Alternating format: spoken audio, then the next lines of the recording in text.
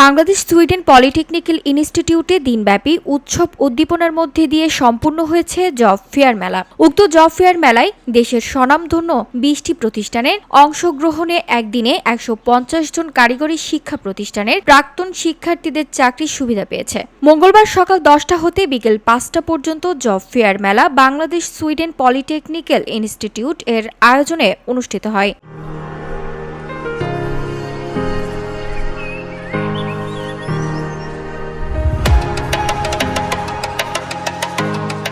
Job fair মেলায় দেশের স্বনামধন্য 20টি প্রতিষ্ঠান অংশগ্রহণ করে এবং উক্ত মেলায় চাকরি নেওয়ার জন্য কারিগরি হতে পাশ করা বেকার যুবকরা অংশগ্রহণ করে সিভি জমা দেয়। উক্ত জব ফেয়ার মেলায় সভাপতিত্ব করেন বাংলাদেশ সুইডেন পলিটেকনিক্যাল ইনস্টিটিউটের অধ্যক্ষ রূপক কান্তি বিশ্বাস।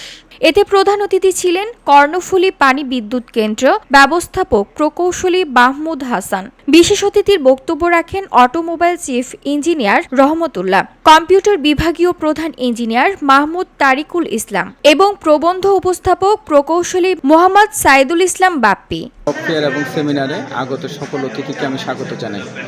আজকে জব ফেয়ারের উদ্দেশ্য হচ্ছে যে এর মাধ্যমে আমরা বেশ কিছু শিক্ষার্থীকে, আমাদের প্রাক্তন শিক্ষার্থী অত্র এলাকায় যারা শিক্ষা জীবন শেষ করে বসে আছেন তাদের সাথে ইন্ডাস্ট্রি একটা সংযোগ ঘটাতে চাই এবং এর মাধ্যমে যাতে কর্মসংস্থান আরও বৃদ্ধি পায়, ভবিষ্যতে উত্তরোত্তর বৃদ্ধি পায়, সেই প্রচেষ্টা আমাদের আছে। বাংলাদেশ সুইডেন পলিটেকনিক্যাল ইনস্টিটিউট অধ্যক্ষ জানান, জব ফেয়ার মেলায় একদিনে 150 জন কারিগরি প্রাক্তন শিক্ষার্থীরা চাকরির সুবিধা পেয়েছেন। উক্ত মেলায় বিভিন্ন প্রতিষ্ঠানের প্রতিনিধি ও বাংলাদেশ সুইডেন পলিটেকনিক্যাল ইনস্টিটিউট এবং বিভাগীয় প্রধান ও শিক্ষার্থীরা উপস্থিত ছিলেন।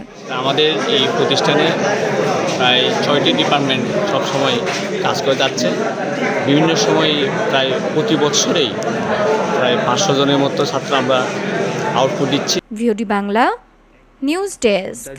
কারিগরি শিক্ষা প্রতিষ্ঠানের প্রাক্তন শিক্ষার্থীদের চাকরির সুবিধা পেয়েছে।